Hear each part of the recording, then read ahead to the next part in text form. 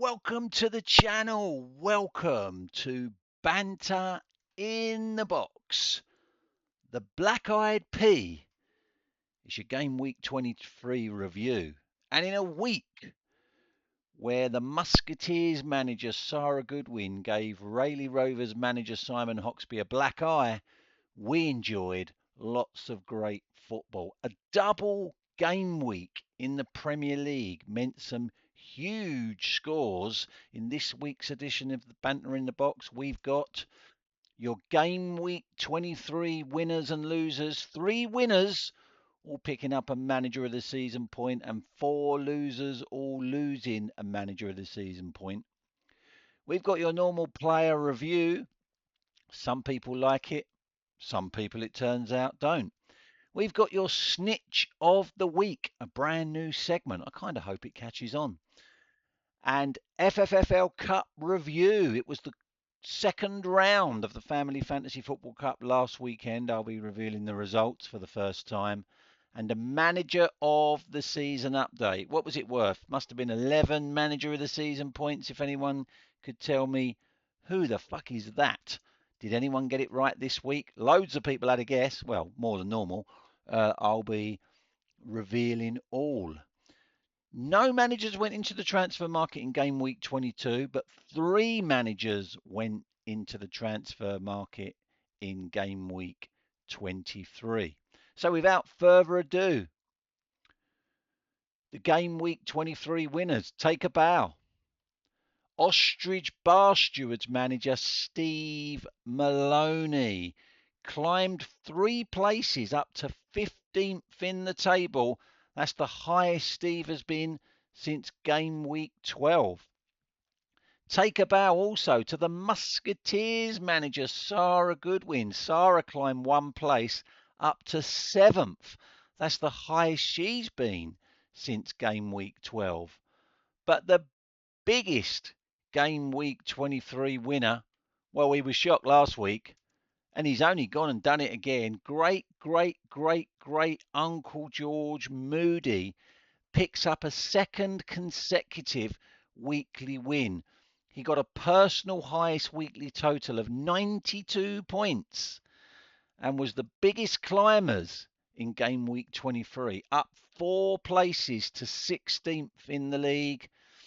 You have to go back to game week 7 for the last time George was as high as 16th in the table. 1 manager of the season point to those 3. Your game week 23 losers. Hang your head in shame. Mops Hoxby, I've got a life manager, fell a place to 17th in the table. Mops has not been as low as 17th since game week 17. The Willow Tree winners manager, Joe Hoxby, fell 2 places down to 19th. You have to go back to game week 13 for the last time Joe was as low as 19th. Gobi Desert Canoe Club manager Pops Hoxby fell 1 place to the bottom of the league. That is a season low for Pops. The biggest game week 23 loser for the second week running, Dimmy's Dynamos manager Megan Hoxby fell 1 place down to 8th after being the lowest scorers in game week 23 with 43 points, and 8th is a season low for Megan. Those 4 all losing a manager of the season point. So player review, here are your top goalkeepers in the Family Fantasy Football League. A fantastic week for David Raya, picking up 10 points. And Donnarumma also picking up 10 points. Mark Benwell's the only one who's got Donnarumma. Good week as well for Emi Martinez of Aston Villa, who's still available for transfer. And £8 million is not that expensive for a top quality goalkeeper. There was good weeks for Henderson of Palace. I'm the only one that's got him. And Alisson of Liverpool. Only 1 manager's got him, but I can't think who it is. Roths is also still available for transfer, a premium £11 million, but the 7th highest goalkeeper in the competition might be worth a punt. Top defenders. Fantastic week for Nico O'Reilly. 14 points. Only £5 million. Only one manager's got Nico O'Reilly. I believe that is Legends 23. And a good week for Van Dijk of Liverpool. 12 points. He moves into joint third in the high scoring defenders. Only one manager's got Van Dijk. Can't recall who that is. Jeremy Timber, 9 points. Good week for him. The highest scoring defender in the competition. I'm the only manager that's got him. And Malik Fwar of Newcastle had a good week with 9 points. And only bottom of the table, Gobi Desert Canoe Club manager. Pops Hoxby has got him. Nunez of Man City still available for transfer. He had a solid week with 8 points. £10 million. That's not bad for a top quality defender. He's the only top defender still available for transfer. Highest scoring midfielders. Semenyo was the biggest scorer, biggest scorer of the top midfielders, 12 points. Only one manager's got him. I think that is Error 404. A good week for Zubamendi of Arsenal, 11 points. He's appeared in the top midfielder chart for the first time and he's still available for transfer, albeit at a premium £19 million. But he's racking up the points. Good week for Morgan Rogers of Villa. 3 managers have got him. He got 10 points. And Guimaraes of Newcastle, 2 managers have got him. He got 10 points. Fernandez still out in front for the highest scoring midfielder. And then your highest scoring strikers, Erling Haaland, another great week. The highest scoring player in the competition with 205 points. That's why half the league have him in their teams. Gyökeres of Arsenal had a good week and is still available for transfer, albeit £25 million. João Pedro had a good week, 8 points. Only Rayleigh Rovers manager Simon Hoxby has got him. And Thiago also had a good week, 8 points. A bargain, £2 million as well. 6 managers have snapped him up. Voltemada is still available for transfer, although £26 million is eye-watering. And Mateta is still available for transfer, or rather has become available for transfer at £20 million. Not a bad price for a quality striker, although he is, as you can see, out of form with those -2 points this week. So that was your weekly player review. Now, please let me know on the Family Fantasy Football League Facebook group what you think of the player review. Love it or hate it. Because it brings me on to the snitch of the week. I found out this week that the Musketeers manager, Sarah Goodwin, who's been the manager of the season for the last 2 seasons, doesn't like the player review. She watches Banter in the Box, but she fast forwards the player review part. Now, is that worthy of a manager of the season punishment? What do you think? Let me know on the Family Fantasy Football League Facebook group. And that information came from Rayleigh Rovers manager Simon Hoxby, who is the snitch of the week. This is a segment I hope it catches on. Managers snitching on other managers. Can't confirm whether the fact that Simon snitched on his partner Sarah is the reason he ended up with a black eye, but it does earn him a manager of the season point. I am going to reward anyone that snitches on other managers. FFFL Cup, second round. These 8 teams were battling to reach the quarterfinals of the Family Fantasy Football League Cup. And here for the first time are the final scores from the second round. Third in the table, Grease Lightning, 37. 7th in the table, the Musketeers, 34. I'm sure I said it was going to be close, but I thought Grease Lightning would just edge it, and they did. But it was tight. 11th in the table, Error 404 were playing 8th in the table, Dimmy's Dynamos. I predicted an easy win for Error 404. The scores were Error 404 40, Dimmy's Dynamos 24. Error 404 progress.